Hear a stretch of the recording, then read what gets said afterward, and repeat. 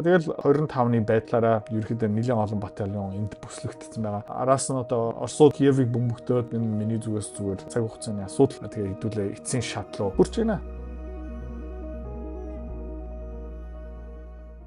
Герман Берлинд амьдарч байгаа хүмүүс нь анхаараарай. 11 сарын 1-нд Берлин хотод 12 цагаас 4:30-ийн хооронд анхан шатны хөрөнгө оруулалтын сургалт болох гэж байгаа. Бүртгүүлэх линк нэг бол дээр эсвэл доор 50 хүний судалтай байгаа учраас гэлцээрэй. За, тэгээ контентээр үргэлжлүүлье. Оросуудад нэг алтан боломж ирж байгаа гинэ. За, энэхийн ярьж байна гэх юм бол өдрөт би яриаггүй. Нэг ярьж байна гэх юм бол доктор Гилберт Докторов хинтээ ярьсан байх юм бол Glenn Disney-тэй бас дахиад нэг подкаст хийсэн байна. Хэдүүлээ сонсцгоо. Well, I think that Mr. Putin's team understands the concept of window of opportunity. The opening of the special military operation in February 2022 was precisely based on a window of opportunity. За, Путин ба түүний баг нь юу мэдэрч чаддаг бэ гэх юм бол нэг боломжтой цаг үе гараад ирэхээр window of opportunity нэг нээлттэй цонх. За 2022 онд нөгөө special military operation эхлүүлэхдээ бас нэг тийм боломжтой цаг үе гарч ирсэн. Based on the technological advantage in strategic weapon systems that Russia for the first time in 70 years was technically, strategically ahead of the United States. За. Тэгээ ягаад тийм боломж гараад ирсэн бэ гэх юм бол 70 жилийн дараа Оросууд анх удаа Америкчуудаас зэвсэгний хувьд, стратегийн төвшингийн хувьд Америкчуудаас илүү байсан. За. Тэгээ ялах боломж гараад ирсэн. Тэр боломжийг ашиглаад Украин руу дайрч орсон. Тэгээд үнэн нь худлаа юу гэх юм бол одоо зүгээр НАТО тэр чигтээ Оростой ингээ алцаад явж байгаа шүү дээ. За тэгээ хэнийг ашиглаж байгаа юм бэ гэх юм бол Украин цэргүүдийг ашиглаж байгаа. Гэхдээ зэвсгийн хувьд бол тэр Patriot, HIMARS гэх мэт шин сүртэй нөлөө үзүүлэхгүй байгаа F-16 jet гэх мэт шин ерөнхийдөө нөлөө үзүүлэхгүй байна. Балканы талбай дээр юу нөлөө үзүүлж байна гэх юм бол их буу ground drone, хямдхан дрон гэх мэт шин ерөнхийдөө тэрийг нөлөөлж байгаа. Тэр дайнд бол Оросууд өөрөөхөө илүү бэлэн байна гэж харж ирсэн.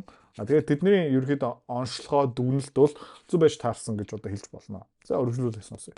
Not 3 steps behind. Now that consciousness of window of opportunity, which determined the timing and the manner of the special military operation, is exactly what's missing now. За тэгээд тэр мэдрэмж 2022 онд ашигласан тэр мэдрэмж өнөөдөр бодоод байх юм байна. Яг гэх юм бол Оросуудад одоо дахиад нэг томоохон боломж гарч ирж эхэлж байна. This is the moment for Russia to strike. Одоо Оросууд дайрах ёстой. Томоохон бөмбөгдөх ёстой. Киевийн улс төрийн өдөртөгч нарыг арчих. The Europeans acknowledge that they have nothing. Европчууд баг өөрийнхөө амнаасаа юу гаргаж байна гэх юм бол биднэрт гарц гаргалгаа байхгүй, манад зэвсэг байхгүй, манад мөнгө байхгүй. Бид нэр ингээ Оросын мөнгийг хулгай хийхгүй болохгүй. And they are putting out and publicizing 2029 is the date when they will be ready. Тэгээ өөрөө юу ярьж байна гэх юм бол 2029 онд бид нэр ингээ бэлтгэлээ хийх ёстой. Тэр хүртэл энэ Оросын төв банкны мөнгөө Украинд өгөө тэдний тэр Оросын мөнгөөр байлдаанаа өргөжлүүлэлт бид нэр 2029 онд ерөөхдөө зэвсэгний хувьд технологийн хувьд хүн хүчийн хувьд бэлэн болно. Why in hell do they think that Russia is going to sit around waiting to be struck by them because the Europeans are finally ready? Тэгэд яагаад Европчууд 2029 онд хүртэл ингээд чөлөөтэй бэлтгэлээ хангах цаг завтай байна. Тэгээ Оросууд тэр хүртэл ингээд зүгээр хүлээгээл одоо нөгөө би чамааг алнаа гэсэн чи хизээ юм бэ гэсэн чи байж байгаа би жоохон бэлтгэл хийгээ гэхлээр нэг буутай болно. Тэгээд би дараа нь чамааг алнаа. Гэл тийм хүн тэгэл тэр буу муу худалдаж авах тэр мөнгийг олох цаг зав өгөх юм уу? Үгүй шүү дээ. Шууд зохиод авна шүү дээ. Оросууд тэгээд хүлээхгүй. If Mr. Putin's team has any strategic thinking, they will recognize that fact and wipe out Ukraine now. Тэгээд Путиний баг дотор ямар нэгэн байдлаар стратеги бод чаддаг хүн үлдсэн байгаа юм бол одоо Украиныг устгаад whether before Europe can do anything, Тэ Европчууд ямар нэг байдлаар юм хийх чадвартай болохоос өмнө Украиныг арчих ёстой гэж байна. Europeans will be left wringing their hands. The Americans will say, "We told you so." Тэгээ Европчууд яаж үлдэх юм бэ гэх юм бол тэ яаж чадахгүй зүгээр ингээд хослох царайлал үлдэн гэж байна. Тэгээд Америкчууд юу гэж хэлэх юм бэ гэх юм бол хэлээ үсттэй. Надад энэ LED-ний дууссан. Тэ дипломат юм хийсэн биз дээ. Аляскад уулзаа үзлээ. Будапешт уулзах гэж ингэ ярьлаа. Та нар надад эсрүүцэд байсан. Хогч. And that's where it will end. Тэгээ энэ тэгэл дуусна энэ бүх маргаанууд. За. Тэгээ өмнө бас нэг Арестович гэдэг залуугийн янз бүрийн контентыг би таад үзүүлсэн. Тэр хэн байсан бэ гэх юм бол Зеленскигийн туслах байсан, замын анд байсан.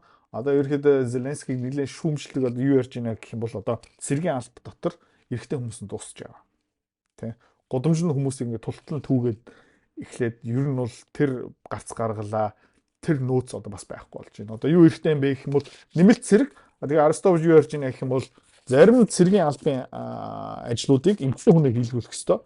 Тэгээ одоо дараагийн юу юм бэ гэх юм бол тийм бүр ингээд хорооллуудыг нэг нэгээр ингээд шүүгээд орон сууцныхын хаалга үүдийг ингээд өшгөлж ороод эрэгтэй хүн байна уугүй юу? Тэгээ эрэгтэй хүн олдох юм бол зүгээр татаад байлдааны талбай руу чирээ явах.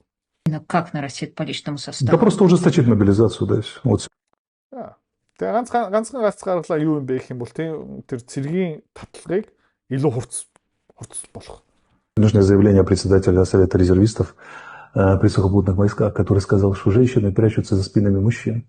А во всех За тэгээд Украины цэргийн албахан бас юу хэлж байна гэх юм бол эмэгтэйчүүд эрчүүдийн ард зүрийг нуугдж байна. Эмэгтэйчүүд тий хийхсэн ажлаа хийхгүй. Эмэгтэйчүүд хулцгар байна. нормальных армиях мира они служат, могли бы пойти, честно говоря, служить там хотя бы это я от себя на небоевые. За тэгээ Украины цэргийн албахан одоо юу ярьж байна гэх юм бол эмэгтэйчүүдийг ерөөдөө бас татчул зүгээр юм байна гэсэн одоо тренд гарч ирж магадгүй. Специальностей мужиков стало бы больше. Есть еще потенциал. Во-первых, снижение мобилизационного возраста раз. За тэгээд нэмээд ер нь одоо 24 настай ба түүнээс дээш ирчүүдийг ингэ татж байгаа. Тэрийг ерөөдөө 18 болох боломжтой гэж ярьж байна. Второе. Есть призыв женщин на небоевые специальности и добровольцами на боевые. За тэгээд ер нь бол дараагийн гаргалаа юу юм бэ гэх юм бол эмэгтэйчүүдийг бас хүчээр татах. Заавалчгүй байлдааны функц мөнгөцтэй биш. Гэхдээ байлдааны бус функц байгаа. Тэг хангамж гэсэн юм байна, эм эмчилгээ, тээвэр, логистик. Тэнд бас эмэгтэйчүүд ажиллах боломжтой гэж одоо украинчууд ярьж байна. Два.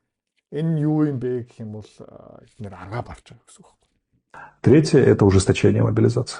За номер 3 дахь арга юу юм бэ? Номер 1 юу юм бэ гэх юм бол насан буулгах. Номер 2 юу юм бэ гэх юм бол эмэгтэйчүүдийг татах. За номер 3 юу юм бэ гэх юм бол илүү хурц ирчүүдийн араас явах. Ну, После например, этого народ не возмутится, с картонками-то не За тэгээд ингээл болох юм уу? Ард түмэн эсэргүүцэх юм биш үү? народ, ну, Или картонки только на набу. с картонками только на набу здесь. Может, здесь за Украину, чтобы москали там не устроили новый голодомор, здесь трудно будет возмущаться. Поэтому частные бунты локальные практически будут, но если будет Яг хоо зарим хүмүүс нь эсэргүүцэх байх, интернет жижигэн бослог гарах байх тий. Гэхдээ барууныхан чимээгүй байх юм бол бид нэр хүмүүсийг татчихна. на Западе не будут возражать против ужесточения мобилизации, в отличие от того, как они возражали про НАБУ, если не будут, а чего бы они стали, то, поверьте, все эти мероприятия могут быть... Тэгээ өмнө авилгатай тэмцэх тий агентыг барууныхан эсэргүүцдэг байсан. Гэхдээ цэргийг илүү хурц татах, тий илүү олон ирчүүдийг ингээд шүүгээд авах барууныхан эсэргүүцэх байхаа. Яг гэх юм бол Европчууд юу хүсэж байгаа юм бэ гэх юм бол зочны хувьд бол дайн хүсэж байгаа. За осуществлены аж бегом, вплоть до оцепления одного района. За тэгээд нэг районыг ингээд тий заачаад бүгдэн одоо тойруулаад хашчаад тэгээд нэг орон сууцнаас дараагийн орон сууц ингээд яваад тэгээ одоо Украины үлдсэн байгаа бүгднийг ингээд шүүгээд авах юм гинэ. Сплошного его прочесывания. Тэ самнан гэсэн үг заяа. Тэ төсөөлө үзчих заяа. River Garden-ыг зүгээр ингээд тойруулаад хашаа бариад тэгээд River Garden-ы 1-р орцын 1-р байр, 2-р байр, 3-р байр гэдэг нэг байрнаас нөгөө байр руу оролцоо. Дараа нь Crystal Town руу, дараа нь Баян Монгол руу, дараа ингээд тэгээ бүх эрэгтэйчүүдийг олно гэсэн үг шүү дээ. Одоо тиймэрхүү юм ярьж эхэлж байна. За энэ юу гэсэн үг юм бэ? Энэ юу гэсэн үг юм бэ гэх юм бол энэ дайн эцсийн сүүлийн шат руу орж байгаа гэсэн үг. За нэмээд Оросууд юу ярьж байна гэх юм бол Байлдааны амжилттай, Байлдааны талбай дээр гаргаж байгаа амжилтуудаа илүү ил тод ерөөхдөө зарлаад эхэлж байна. Сегодня особо выделю два направления. Первое – это полоса ответственности группировки «Центр», соединения и воинские части 2-й и 51-й армии, наступая по сходящимся направлениям, завершили окружение противника. Покровскийн тэр районд юу болж байна гэх юм бол Оросын цэргийн албахан ерөөхдөө тэднийг бүслээд авсан тэр чигтээ. В районе Красноармейска и Димитрова. Покровск, Купянск. Энэ юу юм бэ гэх юм бол Луханскийн одоо хамгийн сүүлийн Донецкийн хамгийн сүүлийн одоо хэсэг. Энийг авчих юм бол тэгэл ерөөхдөө Оросууд Луханск, Донецк бараг 99%-аар авсан байгаа гэсэн үг.